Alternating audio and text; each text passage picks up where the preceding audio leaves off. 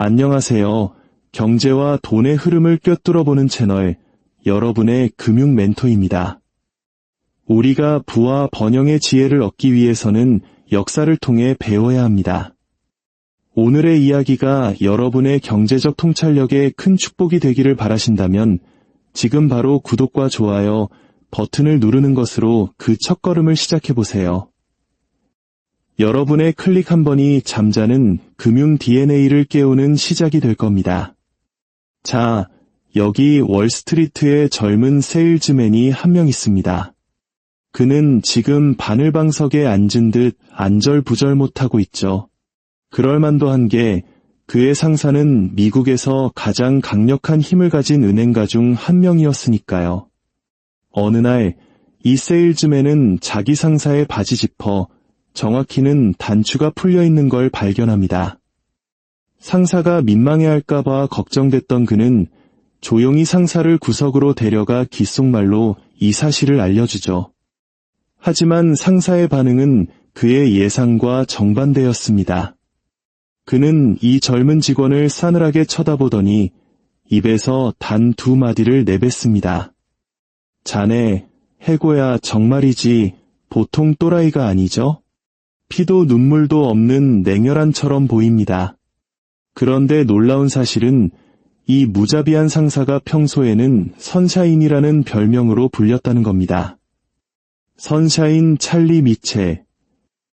그의 긍정적이고 낙천적인 성격 때문에 붙여진 아주 귀여운 애칭이었죠. 하지만 이 선샤인 찰리라는 인물이 어째서 그토록 잔인하고 무정해졌는지 그 속을 파고들면 우리는 수면 아래 감춰진 훨씬 더 어둡고 거대한 이야기를 마주하게 됩니다. 오늘 우리는 바로 그 이야기를 해볼 겁니다. 우리의 착한 찰리가 어떻게 평범한 미국인들을 이용해 먹고 미국 역사상 최악의 금융재앙 중 하나를 촉발시켰는지에 대한 소름 끼치는 이야기 말입니다. 1920년대 초반 55세의 찰스 미첼은 엄청난 깨달음을 얻습니다. 그는 바로 대중에게서 거대한 기회를 발견한 것이죠. 바로 우리 같은 평범하고 열심히 일하는 보통 사람들이요.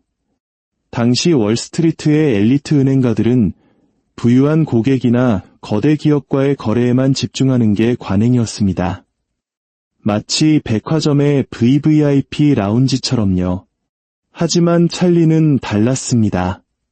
그는 600만 뉴욕 시민, 즉 소박한 저축액과 큰 꿈을 가진 평범한 사람들을 떠올렸습니다. 사실 찰리 자신도 보스턴 근교의 초라한 동네에서 가난하게 자랐거든요. 어쩌면 흙수저 출신이었기에 그는 인생에서 조금이라도 더 나은 것을 갈망하는 보통 사람들의 심리를 누구보다 잘 이해했는지도 모릅니다. 그리고 그는 이 통찰력을 자신의 이익을 위해 철저히 이용하기로 마음먹습니다. 찰리의 비전은 그야말로 혁명적이었습니다. 그의 아이디어는 간단했죠. 만약 일반 상업은행의 광범위한 고객 기반, 그러니까 우리 옆집 아저씨, 시장 상인 같은 사람들을 설득해서 투자은행이 원래 부자들에게만 팔던 고수익 증권을 사게 만들면 어떨까? 이건 마치 원래 소수의 재벌들만 접근할 수 있던 강남의 고급 재건축 아파트 정보를 동네방네 뿌려서 평생 모은 돈으로 개미 투자자들을 끌어들이는 것과 같았습니다. 그는 월스트리트를 민주화하고 싶어 했습니다. 엘리트들만의 전유물이던 금융상품을 모든 사람에게 제공하겠다는 아주 그럴듯한 명분이었죠. 때마침 미국은 거대한 변화의 물결을 겪고 있었습니다. 1차 세계대전이 끝나면서 그동안 억눌렸던 소비 심리가 폭발했죠. 역사상 처음으로 평범한 미국인들이 가처분 소득이라는 걸 갖게 되었고, 더 중요하게는 신용카드처럼 빚을 내서 소비할 수 있게 되었습니다. 이건 마치 MZ세대가 영끌에서 집을 사고 플렉스 문화에 익숙해지는 것과 비슷한 사회적 분위기였습니다. 백화점은 우후죽순처럼 생겨나고 자동차는 더 이상 부자들의 전유물이 아니게 되었죠. 그리고 라디오라는 신문물은 집집마다 오락과 정보, 그리고 가장 중요한 광고를 실어 날랐습니다. 미국인들이 소비에 눈을 뜨면서 그들은 빚과 투자라는 개념에 대해서도 새로운 관계를 맺기 시작했습니다. 사실 정부가 그 씨앗을 뿌렸습니다. 전쟁 중에 발행했던 자유채권 캠페인을 통해 수백만 명의 사람들이 생전 처음으로 금융상품에 돈을 넣어보는 경험을 했거든요. 이 경험이 바로 훗날 전 국민적인 도박 중독으로 변질될 씨앗이었습니다. 그리고 찰리 미첼은 미국 최대의 딜러가 될 준비를 하고 있었습니다. 찰리의 첫 단계는 잠자고 있던 내셔널 시티뱅크를 전례 없는 금융 슈퍼마켓으로 탈바꿈시키는 것이었습니다. 그는 전통적인 은행 업무와 공격적인 증권 판매를 결합시켰죠. 그는 내셔널 시티 컴퍼니라는 자회사를 만들어 주식과 채권 판매에만 집중하게 하고 본체인 내셔널 시티뱅크는 예금과 대출을 담당하게 했습니다. 완벽한 투트랙 전략이었죠. 다음으로 찰리는 금융 역사상 가장 정교하고 거대한 영업 군단을 구축하는 데 집중했습니다. 그는 미국 전역 18개 도시에 사무실을 둔 거대한 영업 조직을 만들었습니다. 직원은 약 1,400명, 그중 350명은 풀타임 영업사원이었습니다. 제가 그냥 영업사원이라고 말했지만 이들은 우리가 생각하는 그런 점잖은 뱅커가 아니었습니다. 그들은 말 그대로 집집마다 방문하며 상품을 파는 방문 판매원이었습니다. 마치 옛날 진공청소기나 학습지 판매원을 떠올리시면 정확합니다. 그리고 이 영업사원들을 위한 찰리의 훈련 방식은 그야말로 지독했습니다. 그는 실적이 조금이라도 떨어지면 공개적으로 모욕하고 비난하고 해고하겠다고 협박했습니다. 실적 압박에 시달린 영업사원들은 물불 가릴 처지가 아니었죠. 찰리의 신의 한 수는 바로 대중 광고의 힘을 간파한 것이었습니다. 요즘 우리는 광고를 보면 일단 의심부터 하죠. 리뷰도 찾아보고 여러 정보를 비교합니다. 하지만 1920년대 미국인들은 광고를 정직한 정보로 받아들였습니다. 그들은 광고 내용을 의심하지 않고 거의 뉴스처럼 사실이라고 믿었죠. 곧 내셔널 시티뱅크의 광고가 전국의 잡지와 라디오를 도배하기 시작했습니다. 아름다운 이미지와 안심시키는 문구로 가득 찬 이 광고들은 은행을 신뢰할 수 있는 친구이자 조언자로 포장했습니다. 광고는 이렇게 속삭였죠. 저희의 보안 및 재무 분석 기준은 매우 엄격합니다. 저희가 추천하는 상품을 그냥 믿고 구매하시면 됩니다. 마치 의사나 변호사에게 모든 걸 맡기듯 말이죠. 그리고 대부분의 사람들은 그 말을 그대로 믿었습니다. 이 마케팅 캠페인에 대한 반응은 찰리의 예상을 훨씬 뛰어넘었습니다. 평생 주식 한 주 사본 적 없던 중산층 미국인들이 자녀의 대학 등록금과 은퇴 자금을 그들이 전혀 이해하지도 못하는 상품에 쏟아붓기 시작했습니다. 농부들은 땅을 담보로 대출을 받아 증권을 샀고 교사들은 평생 모은 돈을 지도에서도 찾기 힘든 나라의 채권에 투자했습니다. 이 새로운 투자자들을 움직인 것은 탐욕과 두려움의 강력한 조합이었습니다. 이웃이 벼락부자가 되는 것을 보는 탐욕, 그리고 일생일대의 기회를 놓칠지도 모른다는 포모였죠. 퓰리처상을 수상한 책 금융의 제왕에서 저자는 이 심리를 이렇게 설명합니다. 다른 사람이 부자가 되는 걸 지켜보는 건 별로 즐거운 일이 아니다. 특히 그들이 하룻밤 사이에 아무런 노력도 없이 부자가 된다면 더욱 그렇다. 정말 뼈 때리는 말이죠? 하지만 이야기는 여기서 더 나빠집니다. 찰리의 영업사원들은 미망인의 보험금, 은퇴자의 저축, 심지어 대형은행의 권위를 신뢰하는 신규 이민자들 같은 사회적 약자들을 집중적으로 공략했습니다. 이 고객들은 금융 지식이 거의 없었고 자신들에게 판매되는 복잡한 증권의 가치를 평가할 방법이 전혀 없었습니다. 찰리의 고객들이 몰랐던 사실은 그들이 구매하는 증권의 상당수가 사실상 휴지 조각이나 다름없었다는 것입니다. 앞서 언급한 금융의 제왕에 따르면 내셔널시티는 9년 동안 무려 150억 달러어치의 증권을 팔았습니다. 여기에는 사자마자 거의 즉시 파산한 자동차 회사의 주식도 포함되어 있었고 국가부도 직전에 있던 남미 공화국들의 채권도 있었습니다. 더 충격적인 것은 은행 내부 문서에 찰리와 그의 팀이 이 투자 상품들이 얼마나 위험한지 정확히 알고 있었다는 증거가 남아 있었다는 점입니다. 이 문서들은 훗날 의회 조사 과정에서 공개되었죠. 하지만 영업수수료가 계속해서 쏟아져 들어오는 한 내셔널시티는 신뢰를 보내는 고객들에게 계속해서 쓰레기 같은 증권을 떠넘겼습니다. 찰리의 철학은 잔인할 정도로 단순했습니다. 구매자가 알아서 조심해야지. 그는 심지어 사람들이 태어날 때부터 죽을 때까지 유모처럼 돌봐줄 수는 없는 노릇이다. 와 같은 말을 하기도 했습니다. 쉽게 말해 고객들이 은행원의 투자 조언을 믿을 만큼 멍청하다면 그들이 당하는 건 당연하다는 생각이었습니다. 이런 끔찍한 마인드는 조직 문화에도 깊숙이 뿌리내렸습니다. 찰리는 영업사원들에게 동기를 부여하기 위해 장기적인 고객의 안녕보다는 단기적인 이익에만 보상을 했습니다. 은행 임원들은 판매된 증권의 품질이나 성과가 아니라 판매량에 따라 보너스를 받았습니다. 1927년부터 29년까지 찰리는 350만 달러 이상을 벌었습니다. 당시 미국인 평균 연봉이 $1,000 미만이었다는 걸 생각하면 이게 얼마나 엄청난 금액인지 감이 오시죠?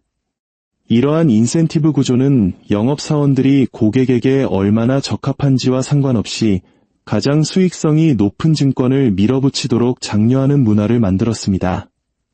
훗날 이 금융위기를 조사하게 될 한 조사관 퍼디낸드 페코라의 말을 빌리자면 이것은 주주들의 돈으로 마음껏 도박을 하고 도박에서 이기면 막대한 이익을 챙기고 저도 자기 돈은 한 푼도 잃지 않는 완벽하게 안전한 거대한 사기장치였습니다.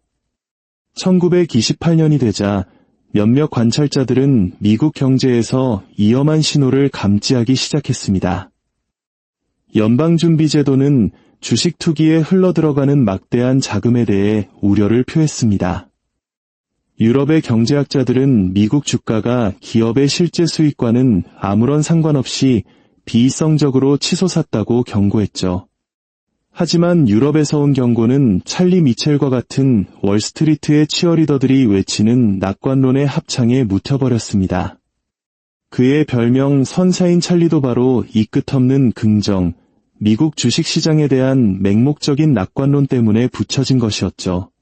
연준이 은행들에게 주식 매입용 대출을 자제하라고 권고하며 투기 열풍을 식히려 하자 찰리는 공개적으로 그들에게 반기를 들었습니다. 그는 연준의 경고에도 불구하고 내셔널시티가 주식 투기를 위해 2,500만 달러를 추가로 시장에 풀겠다고 발표했죠.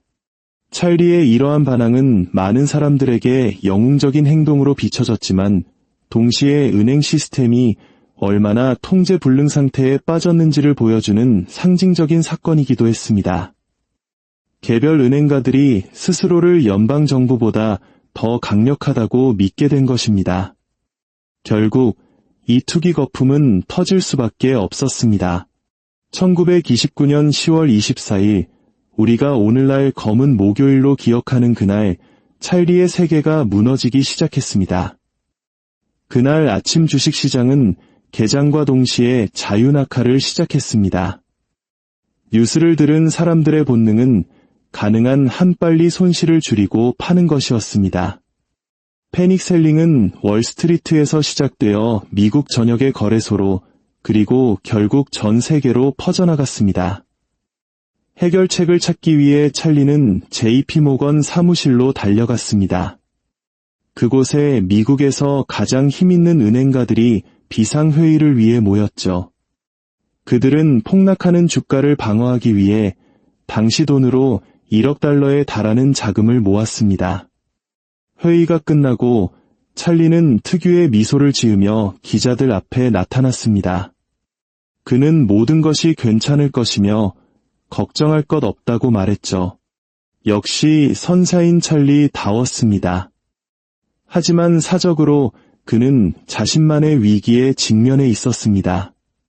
내셔널시티의 주가가 폭락하면서 그의 경력에 활용점정이 될 뻔했던 거대한 합병 계약이 무산될 위기에 처한 것입니다. 그는 절박했습니다. 그는 JP모건에게 달려가 $1200만 빌려달라고 요청했습니다. 자신의 은행 주식을 되사서 인위적으로 주가를 부양하기 위해서였죠. 이 행동은 훗날 월스트리트의 무모한 자기보호와 이기심의 상징으로 기록됩니다. 시장이 계속 붕괴하면서 평범한 미국인들은 자신들의 손실 규모를 깨닫기 시작했습니다. 땅을 저당 잡혔던 농부들, 연금을 투자했던 교사들, 찰리의 광고를 믿었던 미망인들, 그들은 모두 모든 것을 잃었습니다. 절망에 빠진 고객들로부터 도와달라는 애절한 편지가 내셔널시티로 쏟아졌습니다. 미국이 대공황의 늪으로 빠져들면서 대중의 분노는 이 재앙을 초래한 은행가들에게 집중되기 시작했습니다. 1932년까지 실업률은 25%에 달했고 5,000개의 은행이 파산했습니다. 의회는 월스트리트의 관행에 대한 조사를 승인했습니다. 하지만 찰리와 다른 은행가들은 콧방귀도 끼지 않았습니다. 그들은 어떤 청문회든 능히 이겨낼 수 있다고 자신했죠. 하지만 그들은 상황을 너무 안일하게 봤습니다. 1933년 1월 이 조사를 이끌 새로운 수석검사, 바로 아까 언급했던 퍼디낸드 페코라가 임명되었기 때문입니다. 그는 뉴욕의 부패를 파헤치며 명성을 쌓아온 집요한 이탈리아계 미국인 검사였습니다. 페코라를 진정으로 위험하게 만든 것은 그가 금융을 정말 잘 이해하고 있었고 이 막강한 은행가들 앞에서 전혀 주눅들지 않았다는 점입니다. 1933년 2월 21일 찰리 미첼은 상원 사무실 건물 301호로 소환되었습니다. 그는 걱정하지 않았습니다. 이 법률가들이 복잡한 금융의 세계를 절대 이해하지 못할 것이라고 생각했죠. 식은 죽 먹기라고 여겼습니다. 하지만 페코라는 모든 영수증을 챙겨왔습니다. 말 그대로요. 그는 3일 밤낮으로 내셔널시티의 내부 문서를 파고들어 조직의 최상층부까지 이어진 기만과 사리사욕의 패턴을 발견했습니다. 페코라는 어떤 질문을 해야 할지 그리고 어떤 대답을 얻어낼지 정확히 알고 있었습니다. 그날 4시간 동안 페코라는 찰리를 신문하며 그의 명성을 산산조각 냈습니다. 페코라는 내셔널시티를 부유하게 만들었던 부패한 관행들을 하나씩 폭로했습니다. 찰리는 은행이 고객들에게 진짜 위험성을 숨긴 채 가치 없는 증권을 팔았다는 사실을 인정해야만 했습니다. 그는 주가 대폭락으로 은행의 이익이 사라진 후에도 엄청난 보너스를 받았다는 사실을 시인해야 했습니다. 하지만 페코라는 가장 파괴적인 폭로를 마지막에 터뜨렸습니다. 찰리의 개인 금융 기록을 면밀히 조사한 끝에 페코라는 찰리가 1929년 바로 그 대폭락의 해에 받은 보너스에 대한 세금을 내지 않기 위해 유령 거래를 했다는 사실을 발견했습니다. 그는 연말에 수백만 달러어치의 내셔널시티 주식을 아내에게 파는 것처럼 꾸며 인위적인 손실을 만들어 세금을 회피했습니다. 그리고 1930년 초 그는 정확히 같은 가격으로 그 주식을 다시 사들였습니다. 이 거래에는 어떤 경제적 목적도 없었습니다. 이것은 순수하고 명백한 탈세였습니다. 페코라는 찰리가 기자들과 상원의원들로 가득 찬 방에서 이 사실을 스스로 인정하도록 만들었습니다. 그의 이름은 선사인 찰리였습니다. 그 특유의 미소와 신뢰를 주는 얼굴. 그랬기에 평범한 미국인들이 평생 모은 돈을 잃고 고통받고 있을 때 그가 세금을 속였다는 자백에 미국 전체가 경악하고 분노한 것은 당연했습니다. 찰리의 증언에 대한 반응은 폭발적이었습니다. 전국의 신문들이 일면 톱기사로 이 소식을 다뤘습니다. 기자들은 찰리를 약탈 남작에 비유했고 정치 만평가들은 그를 파산한 투자자들의 시체를 뜯어먹는 독수리로 묘사했습니다. 한때 금융천재로 칭송받던 한 남자가 이제 미국 자본주의의 모든 잘못된 점을 상징하는 인물이 된 것입니다. 이 모든 것에서 아주 희미한 한 줄기 빛을 굳이 찾아보자면 찰리의 몰락이 미국 은행업을 재편할 금융개혁의 동력을 만들어냈다는 점입니다. 글래스-스티걸 법은 상업은행과 투자은행을 분리하여 미래의 찰리 미첼들이 예금자의 돈으로 증권 투기를 하는 것을 막았습니다. 그리고 증권법은 투자 위험에 대한 정직한 공개를 의무화하여 오해의 소지가 있는 광고와 고압적인 판매 전술의 시대를 끝냈습니다. 증언 후 며칠 만에 내셔널시티의 이사회는 찰리를 해임했습니다. 그가 20년 넘게 쌓아올린 금융제국은 불과 몇 주 만에 무너졌고 그의 이름은 탐욕과 부패의 대명사가 되었습니다. 찰리의 개인적인 몰락은 시작에 불과했습니다.